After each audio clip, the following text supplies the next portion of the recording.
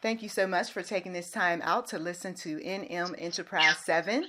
Today we are here with someone who has been on the front lines of domestic violence for a long time in terms of serving the victims, educating those that need to be educated on something that has ravished our communities all across this land and beyond.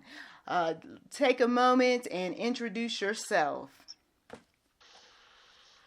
Hello, my name is Linda Ofrey, and I am the Executive Director, the CEO of Shepherd's Door Domestic Violence Resource Center. We are located in Southern California, and I'm excited and great to be here. We are excited to have you. One of the things that we've noticed just since COVID showed up was the increase of domestic violence cases. Have you seen the surge? And could you just tell us a little more about, what is happening? The reason why this surge might, why it's going on, why it's even taking place. Well, yes, we have definitely seen an increase in domestic violence since COVID. Prior to COVID, we were seeing an increase. What have happened is COVID just have enhanced that and have increased maybe double, maybe double considering, right before COVID. So, and with COVID, there's this saying that safe at home. Of course, I know everyone have heard that, safe at home, stay home, safe at home. Well, for everyone, home isn't safe. Home is not a safe place. Mm-hmm. And so, with COVID, being stuck at home, being home with, in an unhealthy relationship with an abuser, definitely enhances that. Whereas there are some victims, at least there is a little bit safety. They're able to get out the home to go to work. Mm-hmm. Well, now you have a lot of victims that have lost their jobs due to COVID. They're no longer working. So now, they're home every day with their abuser. Most of the times, a lot of times, the women are one of the ones that are out the house working, the men are home. So now you have both of these individuals that are home in a toxic relationship. You have the tension and the stress of COVID. You have the stress and the tension of not having a job, the finances are no longer the same. And so here you go, so it's definitely a perfect example of the increase of domestic violence. Right. How long have you been assisting victims of domestic violence? Well, we work with both victims of domestic violence as well as survivors, and it's been 20 years. That's a long time. Wow. Very long time.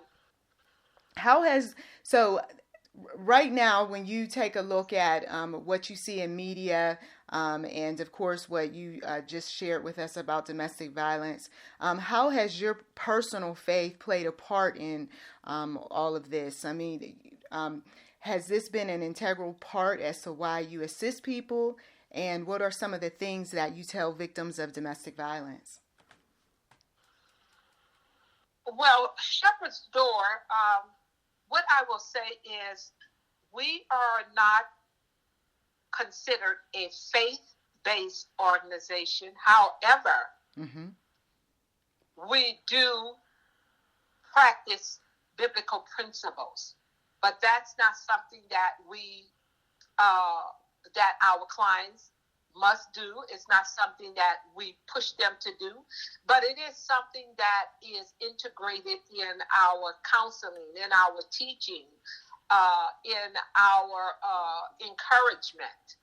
And so, everyone have their own spirituality. Right. So we don't push Christianity on them. We don't push the Bible on them. Right. But we do share with them our testimony Mm-hmm. of the Bible through the Word of God. Okay. That makes perfect sense, because if there's that push, then it would turn people off, and that's the last thing that they need is that sort of right. So it's not an organization that converts for our listeners. No, it's not. Okay. Another question. When you see young relationships nowadays, would you say that the women and men are doing better or worse in their interaction of one another? And how might they do some things differently? No, from my observation, one of the things is, for number one, Mm-hmm. we have a youth violence prevention program. And with that program, we go into the schools, middle and high schools here in our area, which is Pasadena. We go into 8 schools throughout the school year, and we teach on healthy relationships versus unhealthy relationships. Oh, that's good. And any given time within a school year, we see anywhere between 700 and 1,000 students. So we have the opportunity, which we are very, very excited about, imparting this knowledge and wisdom into our youth about healthy relationship education. Now, what we did find, because what we do is when we go into the schools and we do these presentations, we do a pre-test with every student. We give them a 5-question pre-test, and that's just to see where they are. That's just simple questions about relationships, just to see where they are. And then at the end of our workshop, we give them those very same questions again to see what they have learned. Okay. And I will tell you that the evaluations have been absolutely magnificent. Wow. What are Magnificent. What are some of the things that you discovered going from school to school that surprised you, just made you feel like we really need to push these, this very important subject matter, to these children? What were some of the things that stood out? Well, the very main thing that stood out, and we've been going into the schools for 8 years, okay? Oh, it's been 8 already. It's been 8 years. It's been 8 years. And one of the things that stood out to me was there's a question that I asked before I even start the workshop. And I said, how many of you in here know someone or have experienced domestic violence before? And if I'm in a classroom of 40 students, I will tell you at least 37 of those students raised their hand. Oh no. If I am in a classroom with 10 students, at least 5 or 6 are going to raise their hand. Now, that's more than half. Yes. And this is a question we ask every time before we start. So what that let me know is the need for the education is huge in our schools. Yes. So when I said the evaluations are magnificent, because one of the questions that we ask at the end, the post-test, is, what did you learn? And then another question is, would you tell a friend? But what you have learned is magnificent, the answers that these young women and young men, because we teach both together. Oh, okay. Okay. And do you share the evaluations with the teachers or with any? We have shared the evaluations with the teachers that have asked. Mm-hmm. Actually, the teachers are right there in the room with us because of HIPAA, because they are still minors. The teachers are required to be right there in the room as we are in the auditorium as we do in the workshops. Mm-hmm. So the teachers get firsthand to see how the students dialogue. And when I say they ask a lot of questions, when I say they want to know, mm-hmm. But something else that was profound to me, and it was very, very hard, and today I'm much better. But when I first started going to the schools with these workshops, I would see young women and young men, tears flowing down their face as I am teaching. Wow. And that used to be very painful for me, to stand up there and teach and watching these young women or young men crying as I'm teaching. It took a lot for me to keep my composure. It took a lot for me to not get distracted. I can imagine. But that can mean anything. That can mean that they themselves are in that relationship right now. Mm-hmm. Or it could mean that they are in that relationship with their mom and their dad. What I find with boys, I could always tell when the subject is a little tough or it's really hitting home. Because I can read them. I've been doing this so long, so I could read the students very well. Right. Boys, young men, will keep their head down and they will doodle. So they keep their head down, they don't look at me. Whereas the young girls, they dialogue, they ask questions, but some of them have a very sad countenance on their face. So those were my observations and my experiences in the beginning that made me say, okay, this is a huge need and I have to continue to do this. And I will tell you that we have done these trainings for 8 years mm-hmm. without pay. Oh, that is amazing. And I'm hoping that any listener that you hear what Shepherd's Door is doing, that you will sow and sow generously. The contact information at the end of the interview will be available in the description box. One question that I wanted to ask you, is one of those side note questions. What are some signs that as parents we need to pay attention to when it comes to the dating violence without children? Watch their behavior, their moods, if they have mood swings. Another sign is to pay attention to their friends. Pay attention to if they still have their friends. Oh. Pay attention to if they still participate in their activities. Okay? Maybe they used to play soccer and love soccer, and all of a sudden they're not playing soccer anymore. Mm-hmm. And they're like, I don't want to, and they can't give you a good enough reason why, or they used to be with their little friends. Well, whatever happened to Angie? Why Angie don't come over anymore? Well, we're not friends anymore. Then you turn around and you say, well, I don't see Becky. Why Becky doesn't come over anymore? I'm not friends with Becky anymore. Then another sign is the partner wanting to control all their time. Right. Always want to be with them. Uh-huh.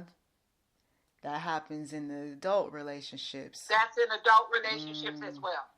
Right. Yeah. Pay attention definitely to the weight loss or weight gain. That's another one. Are they losing weight? Are they gaining weight? Pay attention to the sleep habits. All of those can be warning signs. Wow. And now with parents, some of them participating in remote learning with their children. they're able to have those discussions that they may not have been able to have before because everybody was working all sorts of hours. The children were in school. So, interesting. Yeah. I encourage the listeners, you're at home with your children, some of you all. It's time to have some discussions, especially if they're spending a lot of time on the phone and they're finding all sorts of excuses to leave. Oh, that's a huge one too, yes. That's a huge one too. The cyber bullying, the on the phone, yes, that's a huge one. So, not that this has happened personally with me, but this may have happened or is happening right now with some listeners. What if they do notice what you're talking about? How can they help without being too intrusive, if you know what I mean? Right. If they notice their child maybe personality changing, or they notice that their child is by themselves a lot, no longer with their friends a lot, you might want to just sort of kind of build a little closer relationship with that person. You might want to take her out to dinner more often, or take her out to lunch more often, or go shopping with her more often, just to kind of get her comfortable to speaking or to talking, right? Right. You might want to ask her a little bit about her friends. You might want to ask her a little bit about, because with conversation, you could always bring up different topics, Mm-hmm. And then if you know that they are dating, if you know that they're dating, you definitely can keep an eye on that relationship. Now, for the parents whose children are not yet dating that they know of, I would say that. That they know of. Right. Okay. Because we got some that like to hide things. Mm-hmm. Yes, you have some young people that are dating and their parents don't know that they're dating. So we've had many over the years to come to us. And many of them said that they don't want to tell their parents because their parents going to be upset, or their parents not going to let them date, or their parents not going to let them go anywhere.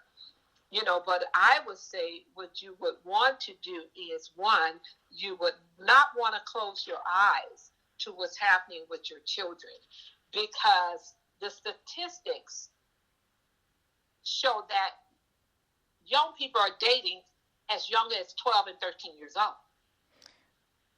Wow, that's awfully young. As well as having sex. Oh. Okay? So we don't want to close our eyes to what's happening. This is 2020.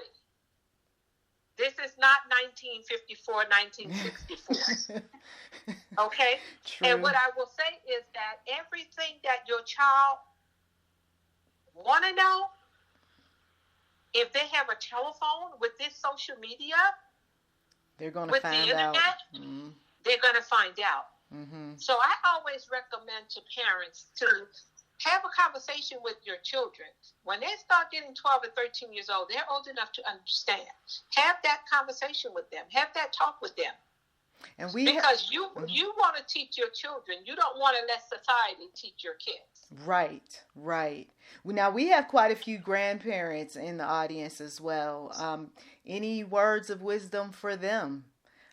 They see these sorts of things are happening maybe with their adult son or daughter in an abusive relationship. Grandkids are coming over, maybe interacting with cousins, and there's maybe some repeat patterns with the yelling and the screaming and belittling. And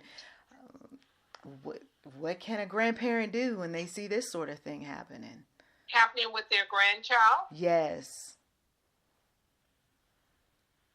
Well, I would say sort of the same thing when it comes to grandparents. Okay. Because even I say all the time, because I am a grandparent. I'm a great grandparent. All right, congratulations. And I am very open to my grandchildren, and I'm very open to talking to my grandchildren, and they can come and talk to me about anything. Some of them will come to me before they go to their parent. I was one of those. I would say you want to keep that line of communication open with your grandchildren. I know that they are totally different from us. They think totally different from us, and they do things totally different from us. Sure do. Which means we are living in their society. We're still here. That's good. So we must understand them. And we must take time to understand them. And we must not be judgmental. Because what I have found, not just with my grandchildren, but with young people, period, because we go into the schools, we have met thousands of young people. We have had thousands of young people come and talk to us. And majority of them say, I can't talk to my mom. Oh, no. Or the father is nowhere around. Or I can't speak to my grandmother. So therefore, you have these young people out here learning what they're learning in the street. And we don't want that. No, we don't want that. Not at all. So I said to grandparents, and look, what I will say though, but see, I'm in that field, and I've been in that field for years, so nothing that they say surprises me. But what I will say to the grandparents that's listening, you might hear some crazy stuff, or you might hear something that go like, wow, but please don't show no expression. Oh, that's a good piece of advice. Just listen, and then maybe when they're gone, you could be like, oh my God, but, oh Lord. Let me pray for her. Let me pray for her. And yes, you definitely would know what to pray for with your grandchildren. That's true. But, it's really, it's very crucial because we are living in a time, it's a whole different generation now.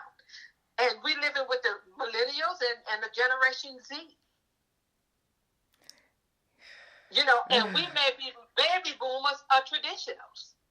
Yes. So we're all living at the same time. Therefore, we have to change with the times if we're still here. That's right. Oh, thank you for saying that. One of the things I want to ask you before we close this audio out is how do people get in contact with you, your organization, donations, things of that sort? And say it slow because this way folks can write it down.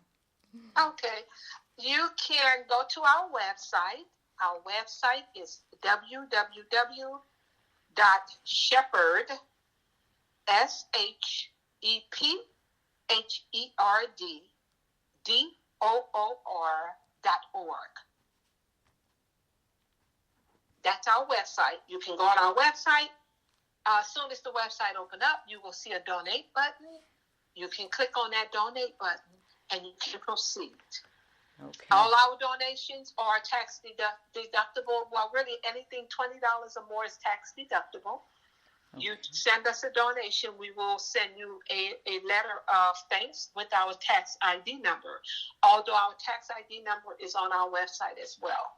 Okay. If you want to mail a check, you can send that into Shepherd's Door, P.O. Box 40441, Pasadena, California, 91104. And I say a P.O. Box, and I always let people know because we are a domestic violence program. We are not at liberty to just put our address out there like that.